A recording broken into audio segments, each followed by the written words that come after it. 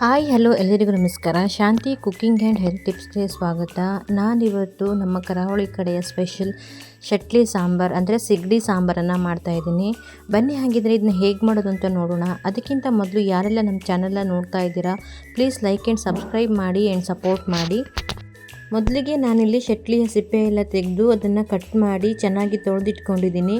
ನಂತರ ಇವಾಗ ಇದಕ್ಕೆ 1/4 ಸ್ಪೂನ್ ಆಗೋಷ್ಟು ಅರಿಶಿನ ಪೌಡರ್ ಮತ್ತು ಒಂದು ಸ್ವಲ್ಪ ಉಪ್ಪನ್ನು ಸೇರಿಸ್ಕೊಂಡು ಒಂದು 10 ರಿಂದ 15 ನಿಮಿಷ ಇದನ್ನು ಮ್ಯಾರಿನೇಟ್ ಮಾಡಿ ಹಾಗೆ ಬಿಡ್ತಾ ಇದ್ದೀನಿ.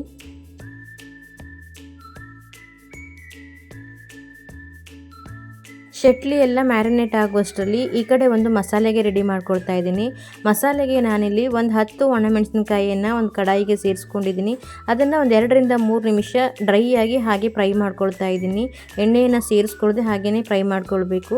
ನೋಡಿ, ಇವಾಗ ಹುರಿದಿಟ್ಕೊಂಡಿರುವಂತಹ ಒಣಮೆಣಸಿನಕಾಯಿಯನ್ನು ನಾನು ಇದನ್ನು ಸೈಡಲ್ಲಿ ಎತ್ತಿಟ್ಕೊಳ್ತಾ ಇದ್ದೀನಿ. ನಂತರ ಅದೇ ಕಡಾಯಿಗೆ 1 ಸ್ಪೂನ್ ಆಗೋಷ್ಟು ಕೊತ್ತಂಬರಿ ಬೀಜ, ಅರ್ಧ ಸ್ಪೂನ್ ಸೋಂಪು ಕಾಳು, ಅರ್ಧ ಸ್ಪೂನ್ ಜೀರಿಗೆ ಹಾಗೂ 8 ರಿಂದ 10 ಮೆಂತ್ಯ ಕಾಳನ್ನು ಸೇರಿಸ್ಕೊಳ್ತಾ ಇದ್ದೀನಿ. ಅದ್ರ ಜೊತೆಗೆ ಒಂದು 1/4 ಸ್ಪೂನ್ ಆಗೋಷ್ಟು ಒಣಮೆಣಸಿನ ಕಾಳನ್ನು ಸೇರಿಸ್ಕೊಂಡು ಅದನ್ನು ಸಹಿತ ಒಂದು 2 ನಿಮಿಷ ಚೆನ್ನಾಗಿ ಫ್ರೈ ಮಾಡ್ಕೊಳ್ತಾ ಇದ್ದೀನಿ.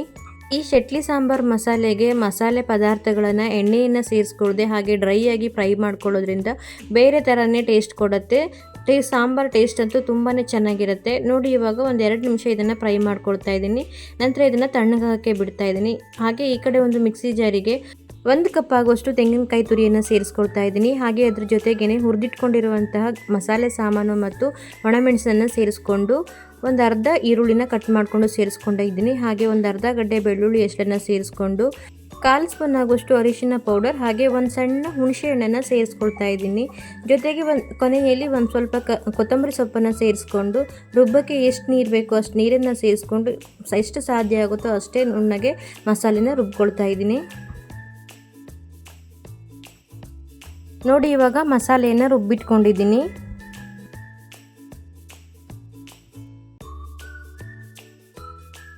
ಈ ಕಡೆ ಒಂದು ಪಾತ್ರೆಗೆ ರುಬ್ಬಿಟ್ಕೊಂಡಿರುವಂತಹ ಮಸಾಲೆಯನ್ನು ಸೇರಿಸ್ಕೊಳ್ತಾ ಇದ್ದೀನಿ. ಹಾಗೆ ಮಿಕ್ಸಿ ಜಾರನ್ನು ತೊಳೆದು ಸ್ವಲ್ಪ ನೀರನ್ನು ಸೇರಿಸ್ಕೊಳ್ತಾ ಇದ್ದೀನಿ. ನಿಮಗೆ ಸಾಂಬಾರು ಕನ್ಸಿಸ್ಟೆನ್ಸಿನ ನೋಡಿಕೊಂಡು ನೀರನ್ನು ಸೇರಿಸ್ಕೊಳ್ಳಿ. ನಿಮಗೆ ದಪ್ಪ ಬೇಕು ಅಂತಂದರೆ ಜಾಸ್ತಿ ನೀರನ್ನು ಸೇರಿಸ್ಕೊಳ್ಬಾರ್ದು, ತೆಳು ಬೇಕು ಅಂತಂದರೆ ಸ್ವಲ್ಪ ಜಾಸ್ತಿ ನೀರನ್ನು ಸೇರಿಸ್ಕೊಳ್ಳಿ. ನಾನಿಲ್ಲಿ ಅನ್ನಕ್ಕೆ ಮಾಡ್ತಾ ಇರೋದು, ಹಾಗಾಗಿ ಸ್ವಲ್ಪ ನೀರನ್ನು ಸೇರಿಸ್ಕೊಳ್ತಾ ಇದ್ದೀನಿ. ಹಾಗೆ ಒಂದು ಈರುಳ್ಳಿಯನ್ನು ಕಟ್ ಮಾಡಿಕೊಂಡು ಸೇರಿಸ್ಕೊಂಡಿದ್ದೀನಿ. ನಿಮಗಿಲ್ಲಿ ಟೊಮೊಟೊ ಬೇಕಿದ್ದರೂ ಸಹಿತ ಸೇರಿಸ್ಕೊಳ್ಬೋದು, ಇಲ್ಲಾಂದರೆ ಸ್ಕಿಪ್ ಮಾಡಿ. ಈರುಳ್ಳಿಯನ್ನು ಸೇರಿಸ್ಕೊಂಡ ನಂತರ 1-2 ನಿಮಿಷ ಕುದಿಯೋಕ್ಕೆ ಬಿಡಬೇಕು.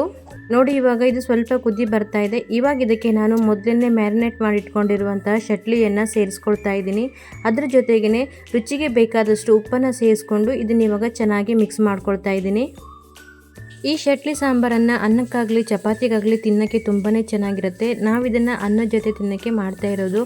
ನನಗೆ ಸಾಂಬಾರಲ್ಲಿ ಸ್ವಲ್ಪ ದಪ್ಪ ಅನ್ನಿಸ್ತಾ ಇದೆ, ಹಾಗಾಗಿ ಮತ್ತೆ ಸ್ವಲ್ಪ ನೀರನ್ನು ಸೇರಿಸ್ಕೊಳ್ತಾ ಇದ್ದೀನಿ. ನೀರನ್ನು ಸೇರಿಸ್ಕೊಂಡು ಚೆನ್ನಾಗಿ ಒಮ್ಮೆ ಮತ್ತೆ ಮಿಕ್ಸ್ ಮಾಡಿಕೊಂಡು ಇವಾಗ ಇದನ್ನು ಮುಚ್ಚಳ ಮುಚ್ಚಿ ಒಂದು 5 ನಿಮಿಷ ಕುದಿಸ್ಕೊಳ್ತಾ ಇದ್ದೀನಿ. ನೋಡಿ, ಇವಾಗ ಸಾಂಬಾರು ಚೆನ್ನಾಗಿ ಕುದೀತಾ ಇದೆ. ಕರಾವಳಿ ಕಡೆಯ ಸ್ಪೆಷಲ್ ಶಟ್ಲಿ ಸಾಂಬಾರು ರೆಡಿಯಾಗಿದೆ. ಕೊನೆಯಲ್ಲಿ ಇದಕ್ಕೆ ಸ್ವಲ್ಪ ಕಟ್ ಮಾಡಿದ ಕೊತ್ತಂಬರಿ ಸೊಪ್ಪನ್ನು ಸೇರಿಸ್ಕೊಂಡು ಒಮ್ಮೆ ಚೆನ್ನಾಗಿ ಮಿಕ್ಸ್ ಮಾಡಿದ್ರೆ ತುಂಬಾ ರುಚಿಕರವಾದ ಶಟ್ಲಿ ಸಾಂಬಾರು ರೆಡಿಯಾಗಿದೆ. ನೋಡಿದ್ರಲ್ವ ನಮ್ಮ ಕರಾವಳಿ ಕಡೆಯ ಶಟ್ಲಿ ಅಥವಾ ಸಿಗಡಿ ಸಾಂಬಾರನ್ನು ಹೇಗೆ ಮಾಡೋದು ಅಂತ ಹೇಳಿ. ತುಂಬಾ ಸುಲಭವಾಗಿ ಮತ್ತು ಬೇಗನೆ ನಾವು ಇದನ್ನು ಮಾಡ್ಕೊಳ್ಬೋದು. ಹಾಗಿದ್ರೆ ನೀವು ಕೂಡ ಟ್ರೈ ಮಾಡಿ. ನಾನು ಮಾಡಿರೋ ಈ ರೆಸಿಪಿ ವಿಡಿಯೋ ನಿಮಗೆ ಇಷ್ಟ ಆದರೆ ಈ ವಿಡಿಯೋನ ನಿಮ್ಮ ಫ್ಯಾಮಿಲಿ ಆ್ಯಂಡ್ ಫ್ರೆಂಡ್ಸ್ಗೂ ಶೇರ್ ಮಾಡಿ. ಯಾರೆಲ್ಲ ಈ ವಿಡಿಯೋ ನೋಡ್ತಾ ಇದ್ದೀರಾ ಪ್ಲೀಸ್ ಲೈಕ್ ಆ್ಯಂಡ್ ಕಮೆಂಟ್ ಮಾಡಿ. ಹೊಸದಾಗಿ ನಮ್ಮ ಚಾನಲ್ನ ನೋಡ್ತಾ ಇರುವವರು ಪ್ಲೀಸ್ ಸಬ್ಸ್ಕ್ರೈಬ್ ಮಾಡಿ ಆ್ಯಂಡ್ ಸಪೋರ್ಟ್ ಮಾಡಿ. ಬಾಯ್, ಹ್ಯಾಪಿ ಕುಕ್ಕಿಂಗ್. ಮತ್ತೆ ಸಿಗೋಣ ಹೊಸ ರೆಸಿಪಿಯೊಂದಿಗೆ.